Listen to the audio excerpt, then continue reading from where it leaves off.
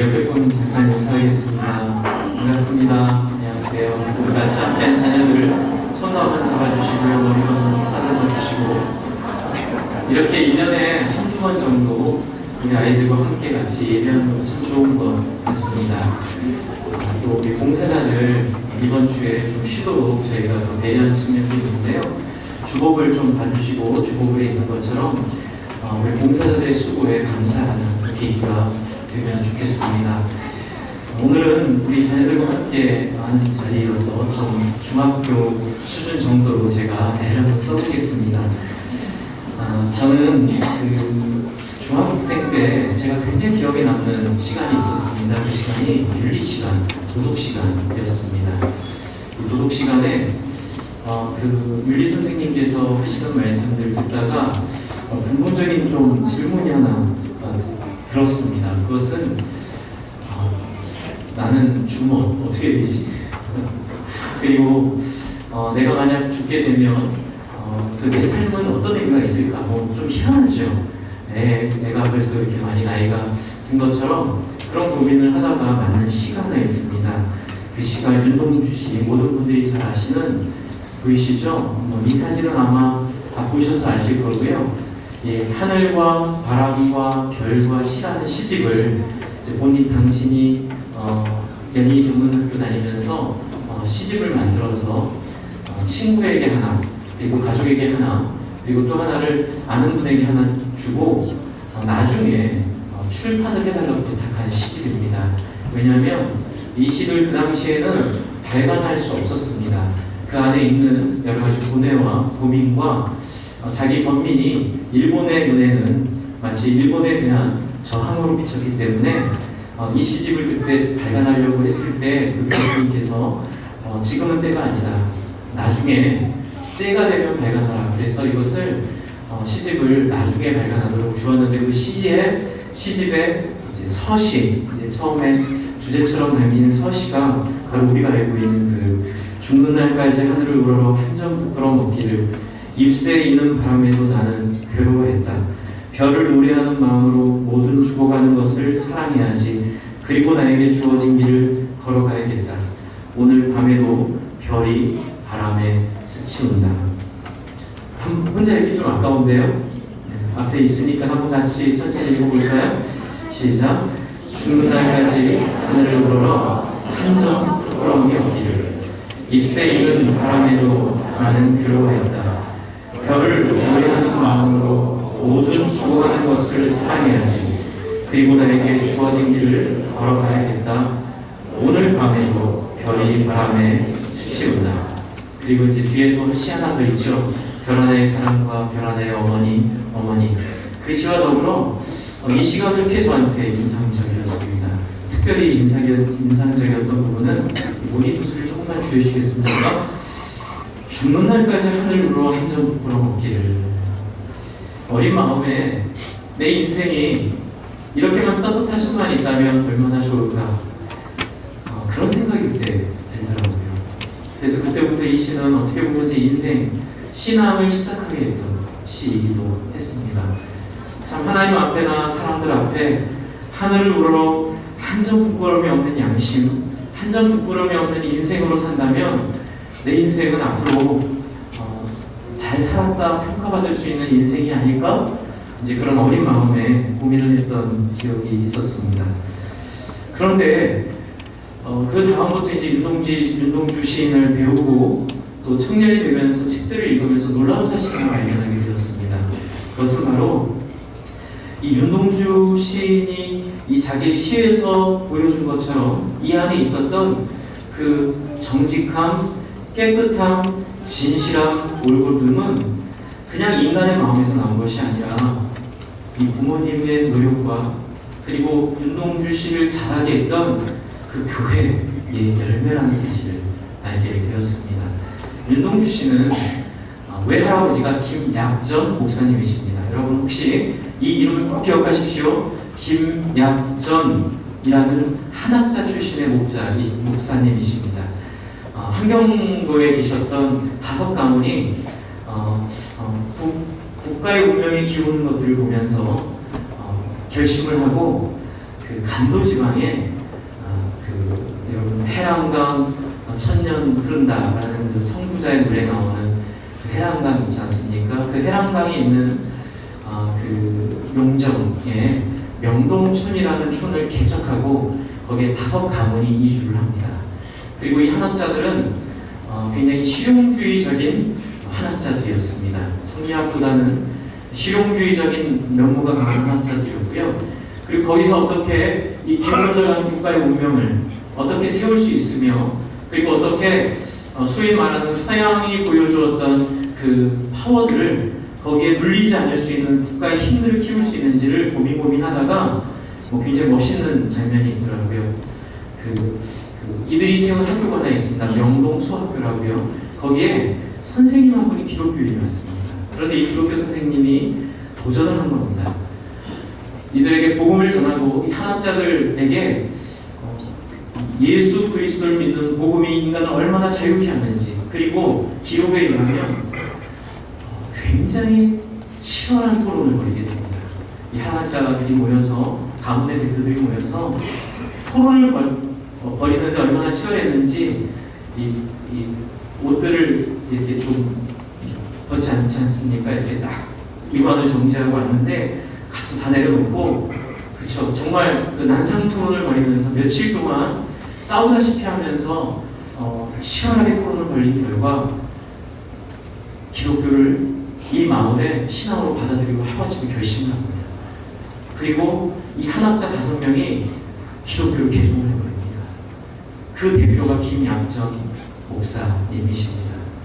그 5명 중에 한 명이 김양전 목사고, 이 김양전 목사를 중심으로 이 명동촌은 소위 말하는 민족 정신의 자리가 되었고요. 그리고 거기서 나온 수많은 사람들, 나온규, 또 여러분 잘 아시는 문익환, 또 여러분 아시는 그 장준하는 이제 그 숭실중학교 때부터 합류를 했지만, 그리고 그 지역에서 나온 수많은 사람들이 소위 말하는 민족 정신과 소위 말하는 이 하나님 나라의 정신에 자녀들을 함께 키우기를 결심하고 학교를 다지고, 그리고 그 지역 공동체를 다져서 정말 이상적인 공동체를 이루게 됩니다. 제가 드리려는 말씀은 윤동주는 혼자 나온 것이 아니라는 것입니다. 윤동주는 어디서 하늘에서 떨어진 사람이 아니라 신앙의 고백으로 함께 그 가치를 꿈꾸며 함께 삶을 나누기 소원했던 그 가족들의 열매라는 것입니다. 그리고 김양천은 윤동주의 외할아버지입니다. 그래서 윤동주는 어렸을 때부터 이 기독교 교육을 받았고요. 특별히 민족 정신을 훈련을 받았습니다. 이제 많은 분들이 좀 오해하시는 게, 우리 청소년들도 이 부분을 정확하게 좀 아셨으면 좋겠는데요. 친일파를 비난하는 게 일본이랑 친해서 비난하는 게 절대로 아닙니다. 친일파의 문제는 일본과 친한 것이 문제가 아닙니다. 친일파의 문제는 뜻을 세우지 않고 자기의 생명을 보존하기 위해 간에도 붙었다, 쓸개도 붙었다, 언제라도 자기의 주인을 바꿀 수 있는 지조 없음을 우리는 친일파라고 이야기합니다. 그래서 이것을 다른 말로 표현하면 기회주의라고 얘기를 합니다. 그래서 우리가 지금 우리 역사에서 그렇게 많이 고통당하고 힘들었던 것은 일본 때문이 절대로 아닙니다. 미국 때문도 아니고 소련 때문도 아니고 중국 때문도 아닙니다. 언제 어디나 있는 그 기회주의자들이 정권을 잡는 순간, 그 기회주의자들이 권력을 잡는 순간 그 민족과 나라는 망하게 되어 있습니다. 왜요? 그들에게는 중심이 없습니다. 저는 윤동주의 모습에서 이 기회주의를 이겨낼 수 있는 뜻을 세운 청년의 얼굴을 보게 됩니다. 죽는 날까지 하늘을 우러러 한 점 부끄러움 없기를. 먹고 살기 위해 공부하는 사람도 아니고 성공하기 위해 공부하는 사람도 아니라, 한번 따라해 주시겠습니까? 하늘 앞에 떳떳하기 위해 공부하는 사람들, 자기 양심에 거스림이 없는, 자기의 마음 앞에, 진실 앞에 자기를 비춰봐도 부끄러움이 없는, 그깟 돈 몇 푼 때문에, 그깟 좋은 자리 몇 자리 때문에 내 양심과 내 중심을 바꾸지 않고 나를 낳은 국가를 지키며, 그리고 나의 조상들, 나의 선배들을 향한 충성을 변하지 않고 이 나라가 좋던 싫던 상관하지 않고 나에게 주신 하나님이 주신 자녀라고 믿고 이 나라가 어려울 때 함께 싸우고 이 나라가 좋을 때 함께 기뻐하는 그것이 바로 하나님 정신임을 믿습니다. 윤동주는 그것을 그 명동촌에서 배웠습니다. 그리고 그의 친구들이 있습니다. 단순히 윤동주 혼자로 끝난 것이 아니라 독립운동을 했던 수많은 친구들과 더불어 우리 근대사에 있는 중요한 세 분의 이름이 이 친구 가운데 윤동주와 더불어 있습니다. 윤동주, 그리고 문익환. 저희와 신학이 약간 좀 다르지만 뭐 다를 수 있죠. 그건 하나님께서 아시는 문제입니다. 중요한 것은 삶의 궤적이 중요합니다. 타협을 하느냐 안 하느냐. 문익환은 목사로서 우리가 알고 있는 공동번역 성경을 번역한 구역학자였습니다. 그런데 그분의 참 영광스러움은 단순히 말만 하는 사람이 아니라 사람들이 고통받고 아프고 눈물 흘리고 힘들 때 그들의 삶 속에 뛰어들어가 옳고 그름을 떠나서 함께 피 흘리고 눈물 흘리고 함께 했던 그 아름다운 흔적이 이 한국 교회 역사에 중요한 영광스러운 자리를 하나 마련해주고 있습니다. 그리고 또 하나의 친구는 장준하입니다. 장준하는 독립군 출신으로 임시정부에서 활동을 했고요. 그리고 해방이 된 조국으로 돌아와 사상계란 잡지를 펴내서 양심이 살아있는 나라, 그리고 옳고 그름이 분명하게 서 있는 나라를 세우기 위해서 투쟁하다가 의문사 당한 분입니다. 그런데 이 세 분이 매우 친한 친구였습니다. 그래서 문익환 목사님이 그런 고백을 한 적이 있어요.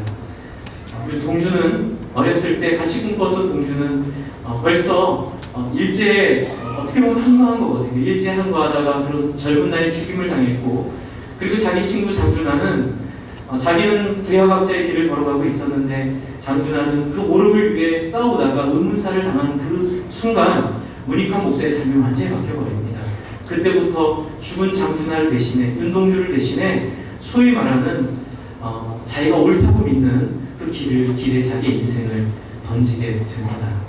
주 안에 사랑하는 성도 여러분, 이 세 사람의 평가에 대한 이야기, 그것보다는 이 세 사람이 이 한국 사회, 이 한국 역사에 주어준 그 오름에 대한 뜻을 세운 사람들이 보여주는 그 영광스러움에 대한 모습을 말하고 싶습니다.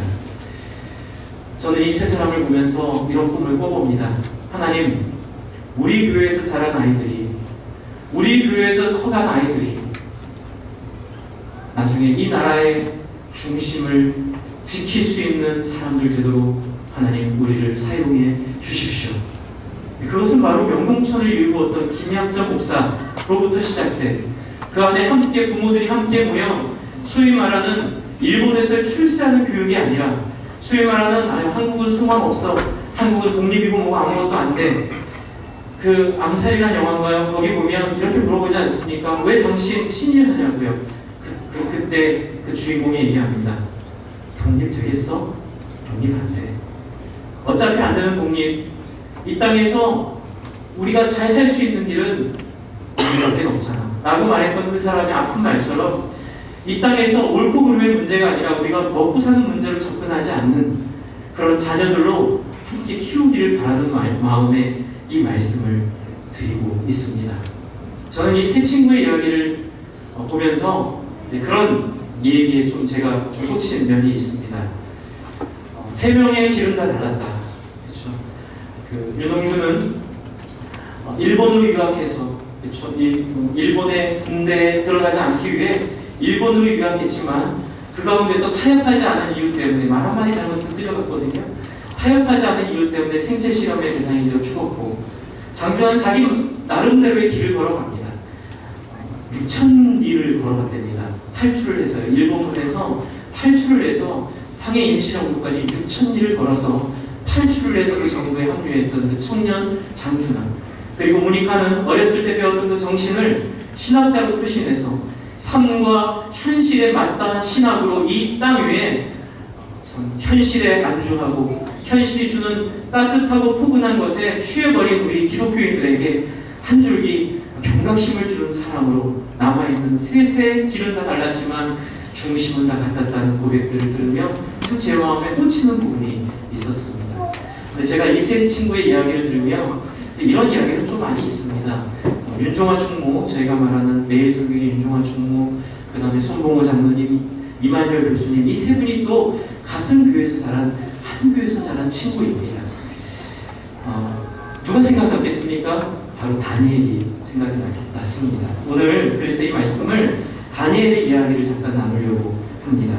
여러분, 오늘 우리가 읽은 이 이야기, 이 말씀에 보면 우리 1장 8절을 한번 같이 읽어볼까요? 1장 8절, 다니엘 1장 8절입니다. 1231쪽에 있습니다. 다니엘 1장 8절 같이 읽겠습니다. 시작! 다니엘은 뜻을 정하여 왕의 음식과 그가 마시는 포도로 자기를 더럽히지 아니하리라 하고 자기를 더럽히지 아니하도록 환관장에게 구하니. 저는 바로 윤동주 안에 있었던, 그리고 제가 말씀드렸던 그 한 교회에서 자란 또 다른 분들, 그렇죠? 윤종환 총무님, 또 이만열 교수님, 손봉호 장로님, 이 그룹 안에 있었던 굉장히 중요한 가르침이 무엇인지 들은 적이 있습니다. 그것은 바로 어렸을 때부터 기준을 정하는 것입니다. 내가 어떤 삶을 살 것인가에 대한 기준을 분명히 하는 것입니다.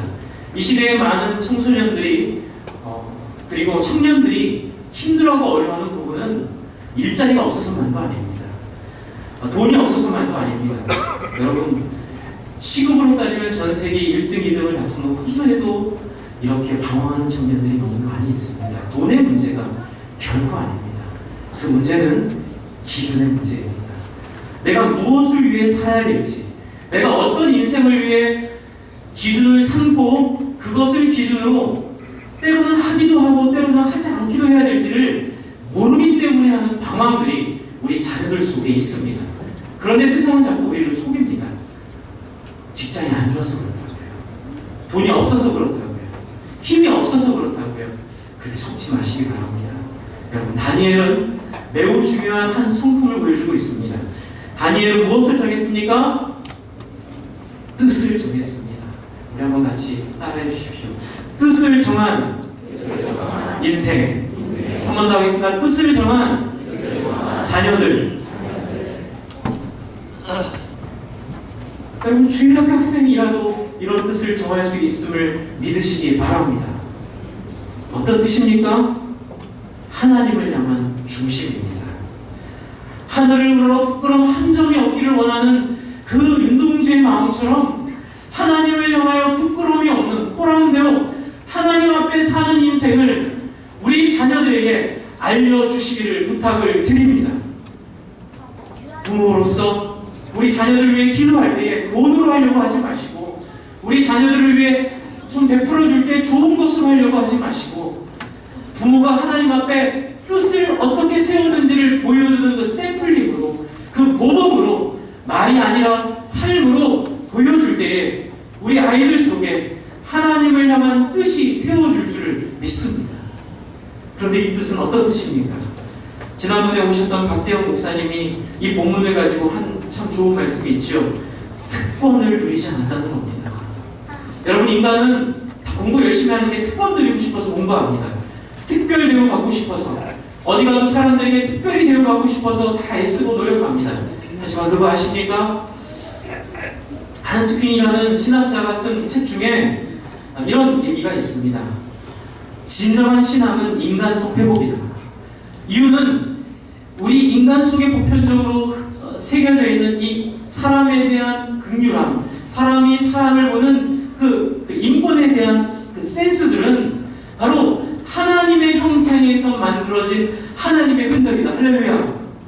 여러분, 진정한 특권 보기는 진정한 인간성 회복임을 믿습니다. 인간이 돼야 하는 겁니다. 내가 배고프면 남도 배고픕니다. 여러분, 저는 아이들이 좋은 거 사달라고 칭얼칭얼 댈 때 이런 말 좀 해주고 싶은데 저도 잘 못합니다. 네가 좋은 거 갖는 건 좋지만 혹시 네 반 아이들 중에 부모님이 힘들고 어려워서 그 좋은 것들을 사줄 수 없는, 때로는 부모가 없는 네 친구들 한번 생각해보면 좀 네 그레이드를 낮추든지, 아니면 좋은 거 살 돈이 있으면 그걸로 한 두세 개를 사서 그런 아이들에게 하나씩 나눠서 같이 한번 갖는 게 어떻겠니?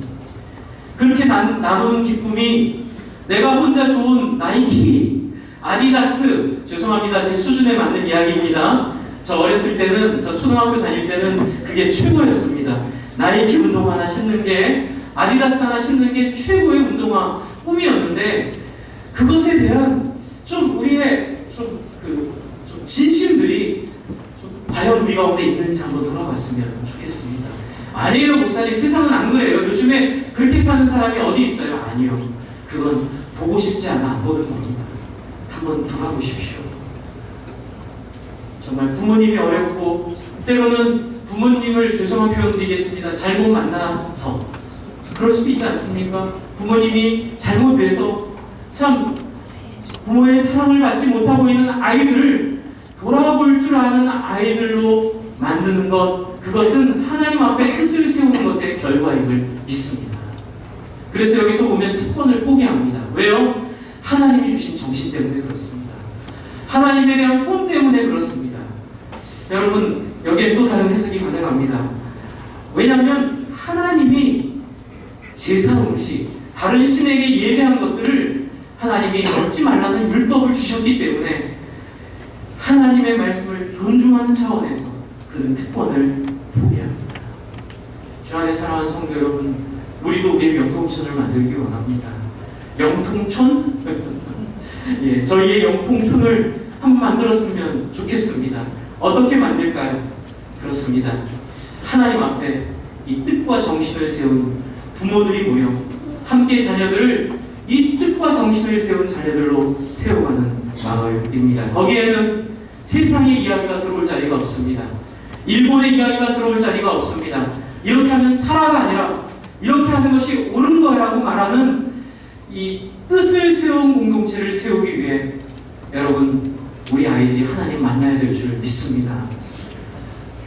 주일날 정말 주일학교 빠지면 안 됩니다. 믿음은 들음에서 나고, 그렇죠? 하나님의 말씀을 들어야만 믿음을 가질 수 있습니다. 주 안에 사랑하는 성도 여러분, 제가 이렇게 가끔 1년에 한 번 정도 예배를, 2부 예배를 이렇게 통합해서 드리는 것들을 정말 기쁨으로 하지만 마음 한구석에는 살짝 부담이 하나 있습니다. 그 부담은 혹시라도 이 정기적인 주일 예배를 혹시라도 소홀히 할 수 있다는 사인을 드릴까봐에 대한 이 쓸데없는 염려입니다. 쓸데없죠? 네, 쓸데없다고 저도 믿습니다. 아주 쓸데없는 염려를 제가 혼자 하고 있습니다. 주 안에 사랑하는 성도 여러분, 우리 자녀들에게 주일날 하나님의 말씀을 듣고 예배드리는 것이 얼마나 소중한 일인지 여러분, 포기를 통하여 알려주시기를 부탁을 드립니다. 어디 여행을 갔다가도, 친구들끼리 여행을 갔다가도 바보가 되십시오. 야, 나 토요일날 저녁에 올라가야 돼. 아니면 일요일날 새벽에라도 출발해야 돼. 왜? 나 주일날 예배 드려야 돼. 아이고, 이 바보 같은 놈아. 그렇게 살아가지고 어떻게 누리고 사냐? 맨날 그렇게 맨날 주일에 묶여가지고 살 수 없잖아. 이런 얘기를 듣더라도 여러분, 거기에 굴하지 마시기를 바랍니다. 왜요? 우리는 뜻을 세운 인생입니다. 우리는 특권이 있다더라도 그 특권을 누리기를 스스로 포기한 사람들입니다. 사람들은 그렇게 생각합니다. 목사님, 이렇게 특권을 포기하면 인생이 고로워지지 않을까요? 괴로워지지 않을까요? 근데 여러분, 저를 보십시오. 9절 같이 읽겠습니다. 같이 읽습니다. 시작. 하나님이 다니엘로 하여금 황당장에게 은혜와 긍휼을 얻게 하신지라. 같이 해주시죠. 하나님이 일하신다. 우리가 하나님께 우리의 특권을 내려놓으면 하나님께서 그때부터 일하심을 믿으셔야 합니다. 할렐루야. 우리 아이들에게도 이것들을 가르치기를 바랍니다. 네가 하나님을 위해, 하나님의 나라를 위해 네가 포기하는 것만큼 하나님이 일하시는 영역이 넓어질 것을 믿어라. 주 안에 사랑하는 성도 여러분, 1등을 못할 수도 있습니다. 좋은 직장 못 얻을 수도 있습니다. 돈을 많이 못 벌 수도 있습니다. 하지만 어느 자리에 가든 간에 하나님의 일하심을 열어주는 자녀들 될 줄을 믿으시기 바랍니다. 어디에 무엇을 하든 하나님이 함께 하시는 자녀로 하나님이 도우실 것입니다. 이 이것이 바로 다니엘이 뜻을 정한 열매입니다. 그리고 두 번째는 윤동주의 그 아름다운 시를 통해 그의 친구들을 알게 된 것입니다. 주 안에 사랑하는 성도 여러분, 친구 잘 만나야 됩니다. 여러분, 우리 아이들이 친구 잘 만나야 됩니다. 아무리 우리가 교육을 잘하고 우리가 말씀으로 잘 세워도 친구랑 엉뚱한 얘기하고 친구랑 엉뚱한 짓 해버리면 방법이 없습니다. 여러분, 우리가 아이들을 잘 하나님 말씀 앞에 세워놓으면 한번 표현이 좀 그렇긴 한데 한번 따라해 주십시오. 끼리끼리 만나게 됩니다. 주 안에 사랑하는 성도 여러분, 우리가 아이들을 믿음으로 잘 세워놓으면 윤동주에게 문익환이 친구가 됨을 믿으시기 바랍니다. 사람은 사람을 알아보는 게 있습니다. 사람은 사람에 반하는 것이 있습니다. 다윗과 요나단이 서로 친구가 됐듯이 이 다니엘의 이 뜻을 세운 이 위대한 모습을 통하여 친구들이 영향을 받기 시작합니다. 또한 친구들이 다윗과 이 다니엘과 함께하기 시작합니다. 그 영광스러운 모습이 뒤에 읽은 3장의 이야기입니다. 3장에 보면 이제 다 잘 됐습니다. 다행히 다니엘과 이 세 친구들은 다 잘 돼서 다니엘은 총리와 같은 역할을 하고요. 그리고 세 친구들은 각 지방에 고을의 수령으로 파견을 받습니다. 그런데 문제가 생깁니다. 느부갓네살 왕이 금신상을 세우고 모든 통치하는 나라 영역에 있는 사람들이 거기에 절하라는 칙령을 내립니다. 그런데 이 세 친구들은 누구 친구입니까? 다니엘 친구잖아요. 다니엘과 함께 교류하고 그에게 영향을 주고 영향을 받았던 친구들이죠. 그래서 그들은 이 칙령에 절하지 않게 됩니다. 그래서 어떻게 됩니까? 느부갓네살 왕이 진노하게 됩니다. 진노해서 이 자기가 파송한 수령들을 다시 불러서 마지막 추후 통촉을 합니다. 이런 거죠. 너희들이 나한테 어떻게 이럴 수 있니? 그러니까 느부갓네살 왕에게 따지면 자기가 점령한 점령지에 사람들을 데려다가 이렇게 중책을 맡겼는데 배신감에 부르르 떨고 있는 겁니다. 그리고 이렇게 얘기해요. 절을 해라. 절하지 않으면 너희가 하더라도 다 풀무불에 내가 집어넣겠다. 그때 여러분의 친구들은 뭐라고 대답합니까? 16절입니다. 3장, 다니엘 3장 16절을 같이 읽겠습니다. 다니엘 3장 16절입니다. 같이 읽겠습니다. 시작. 사드락과 메삭과 아벤노가 왕에게 대답하였는데 느부갓네살이여 우리가 이 일에 대하여 왕에게 대답할 필요가 없나이다. 17절. 왕이여 우리가 섬기는 하나님이 계신다면 우리를 맹렬히 타는 풀무불 가운데서 등이 먼저 내시겠고 왕의 손에서 먼저 내시리이다. 여러분 제정신입니까? 16절을 보십시오. 왕에게 대답할 필요가 없나이다. 이미 죽기로 각오한 사람들의 모습입니다. 제가 중학교 윤리 시간에 제가 제 마음에 딱 닿았던 부분이 이 부분입니다. 내가 앞으로 인생을 살아가면서 목숨을 걸 만한 하나의 가치를 발견하면 좋겠다. 제가 그때 그 생각을 한번 했던 기억이 있습니다. 좋은 윤리 선생님을 만났어요. 제가 윤리 시간에 도덕 시간에 좋은 선생님을 만났습니다. 그래서 그 동기부여를 막 해주셨어요. 사람이 오래 사는 게 중요한 게 아니라 사람이 부자로 사는 게 중요한 게 아니라 사람이 자기의 뜻에 목숨을 걸 만한 뜻을 찾은 사람이 행복한 사람이다. 주 안에 사랑하는 성도 여러분, 맞습니다. 인간은 먹기 위해 사는 것도 아니고 오래 살기 위해 사는 것도 아닙니다. 가치를 위해 사는 줄 믿습니다. 바로 그 가치를 향한 모습을 새 친구가 보여줍니다. 따라해 주십시오. 뜻은 전염된다. 여러분 이것이 우리가 교회로 아이들같이 키워야 되는 이유입니다. 우리가 교육부서를 더 부흥해야 되는 이유입니다. 우리 교회가 이 영동의 교육의 메카가 되어야 되는 이유입니다. 우리가 아이들을 모아서 정말로 먹고 살기 위해 공부하는 아이들이 아니라 부자 되기 위해 공부하는 아이들이 아니라 그깟 좋은 차, 좋은 집, 좋은 인생의 여유를 위해 공부하게 하는 아이들이 아니라 어떻게 해요? 목숨을 바칠 만한 뜻을 세우고 그 뜻을 이루기 위해 공부하는 아이들로 만들 때에 느부갓네살에게 당당한 아이들이 될 줄 믿습니다. 어떤 일이 벌어지죠? 그리고 18절 위대한 고백을 합니다. 같이 읽겠습니다. 18절입니다. 시작.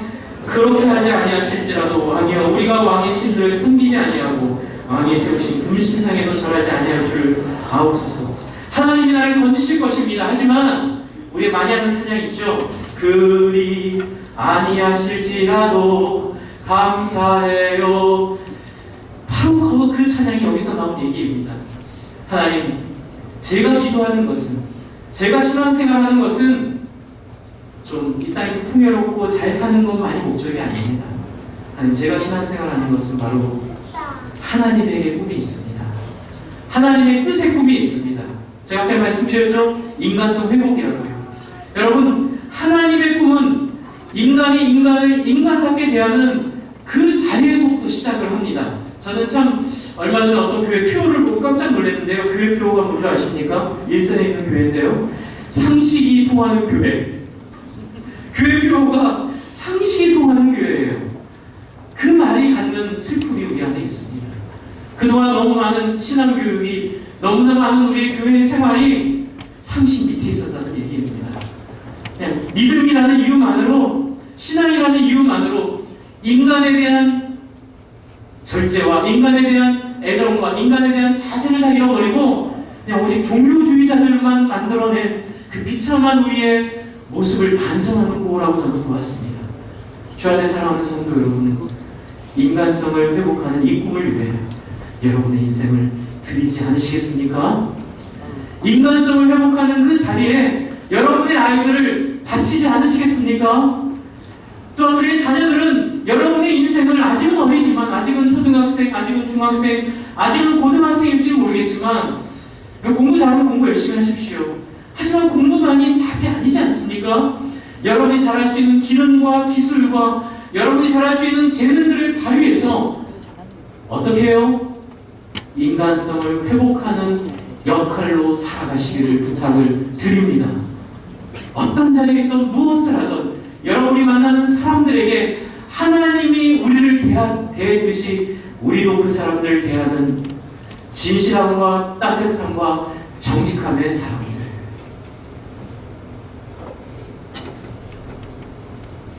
호주에 있을 때 참 감동받았던 부분들이, 죄송합니다, 그런 얘기를 드려서요.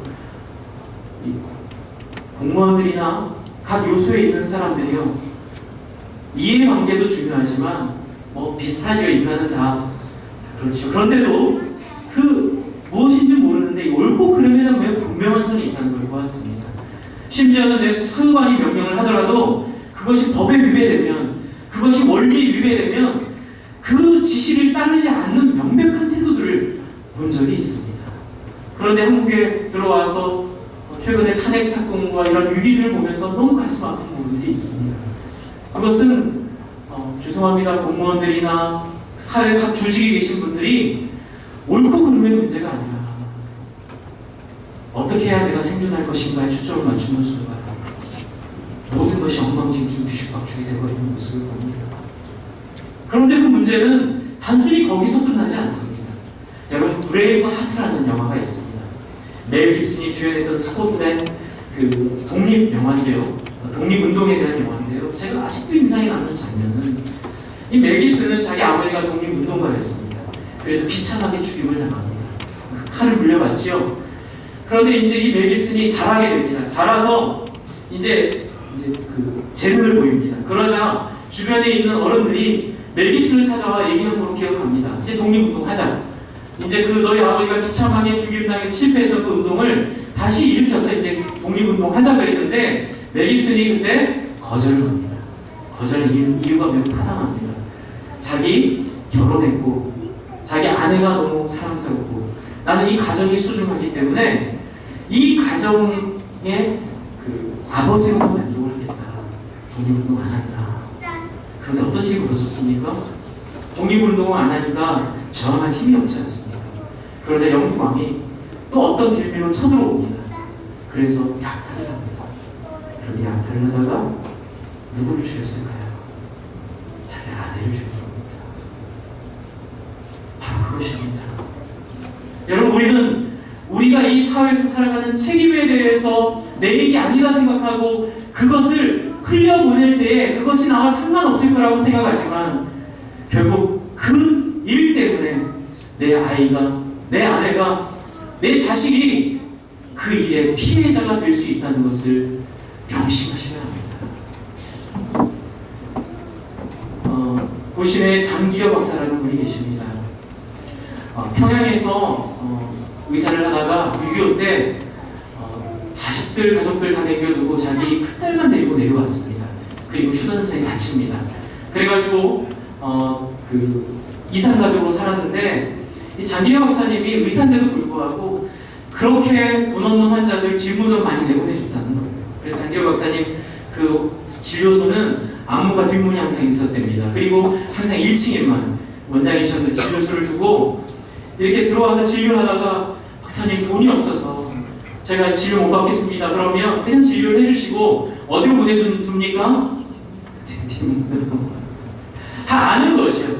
그래서 그 고신보건병원 그 총무하셨던 분이 저희 학교 다닐 때 한 번 와서 특강인가 하셨을 때 그 얘기 하시더라고요. 이럴 수도 없고 저럴 수도 없는. 그래서 한번 여쭤봤대요. 왜 그러세요, 박사님? 그때 그런 얘기 하셨답니다. 나는 평양에 내 사랑하는 아내와 아이들을 두고 왔습니다. 내가 남한에서 누군가에게 내 아내와 아이처럼 해주면 그 평양에서도 누군가가 내 아이들에게, 내 아내에게 그렇게 해줄 거라 믿기 때문에 저는 그렇게 합니다. 여러분, 이것이 하나님 닮은 형상인 줄 믿습니다. 이 상상력입니다. 이 넓은 생각입니다. 그래서 그것을 통하여 여러분, 하나님은 우리를 부르셨고 그 일을 위하여 우리는 18절에 있는 것처럼 하나님, 우리는 죽더라도 이 땅에 좀 일찍 죽더라도 하나님, 우리가 한 번째로 멋들어진 인생, 하나님께 제대로 된 인생 살다 한번 가겠습니다. 이렇게 고백하는 그 순간 여러분, 결과는 아시죠? 뒤 너무나 멋있는 결과가 나옵니다. 느부갓네살이 화가 나가지고 다 풀무불에 집어 던져라 라고 그랬는데 이 풀무불이 얼마나 뜨거운지요. 이 세 친구를 끌고 들어가던 이렇게 데리고 가는 군인이 그 불에 타 죽어버립니다. 얼마나 뜨거운지요. 그래서 그 세 명이 풀무불에 던짐을 당했습니다. 그런데 어떤 일이 벌어지죠? 24절 한번 보겠습니다. 다니엘 3장 24절. 그때에 느부갓네살 왕이 놀라 급히 일어나서 모사들에게 물어 이르되 우리가 결박하여 불 가운데 던진 자는 세 사람이 아니었느냐 하니 그들이 왕에게 대답하여 이르되 왕이 옳소이다 하더라. 왕이 또 말하여 이르되 내가 보니 결박되지 아니한 네 사람이 불 가운데로 다니는데 상하지도 아니하였고 그 넷의 모양은 누구와 같다고요? 신들의 아들과 같다 하고 보니까는 26절에 사드락, 메삭, 아벳느고가 나와 하나님 앞에 온전한 모습을 보여주고 있습니다. 누구였을까요? 그 밖에 한 사람은 누구였을까요? 천사였겠죠? 저는 이렇게 그냥 얘기하고 싶습니다. 하나님이 함께 하셨습니다. 할렐루야. 여러분, 우리 아이들, 우리가 어떻게 아이들과 단속하고 다닙니까? 우리 아이들이 누구랑 만나는지, 어떤 일을 하는지, 어떤 생각을 하는지 어떻게 다 쫓아다닙니까? 저도 아이 키우고 있지만 딱 초등학교 5학년 6학년 되니까 그때부터 저희 더 이상 저의 손길이 닿지 않습니다.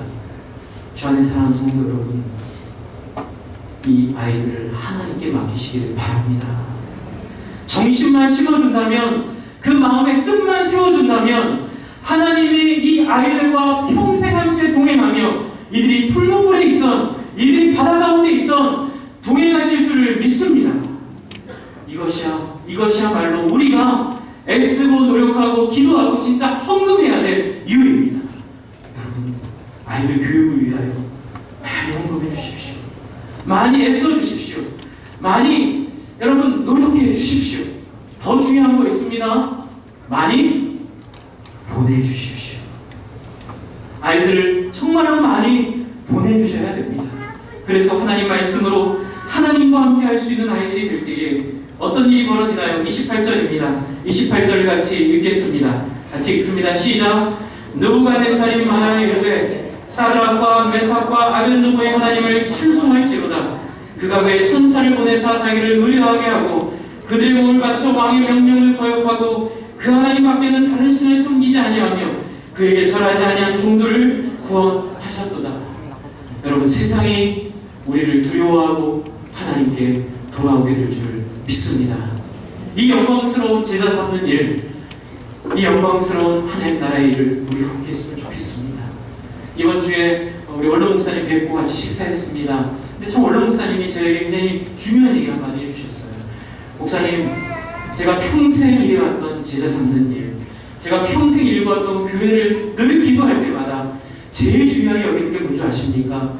그래서 네, 목사님, 저는 예상을 했는데 그 예상한 얘기를 그대로 해주셨어요. 그게 뭐냐면요, 한번 따라해 주십시오. 성도들의 가치관이 바뀌는 것. 그 얘기를 하시더라고요. 저도 그렇게 생각을 하고 있었는데, 저는 혹시 다른 얘기일 줄 알았는데 똑같은 얘기를 하시는 걸 보고 제 등에 이렇게 정의가 쭉 흐르는 걸 느꼈습니다. 주 안에 사랑하는 성도 여러분, 여러분의 뜻이 바뀌어야 될 줄 믿습니다.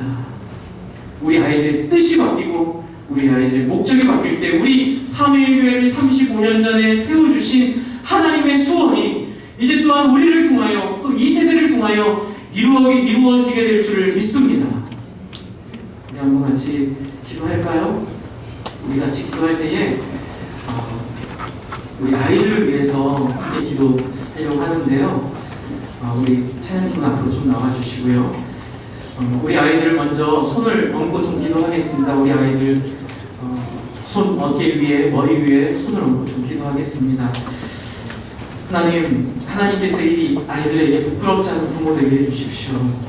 하나님, 우리 아이들에게 참 하나님 아버지로 어머니로 이 아이들을 품으면서 참 하나님 앞에 유감이 없는 인생 되도록 하나님 저희를 불쌍히 여겨달라고 우리의 연합을 덮어주시고 이 아이들이 정말로 하나님 앞에 뜻을 세운 부모로 인식하고 하나님 아이들을 살아갈 수 있도록 도와달라고 이 시간 같이 한번 아이들 축복하며 한번 기도하겠습니다.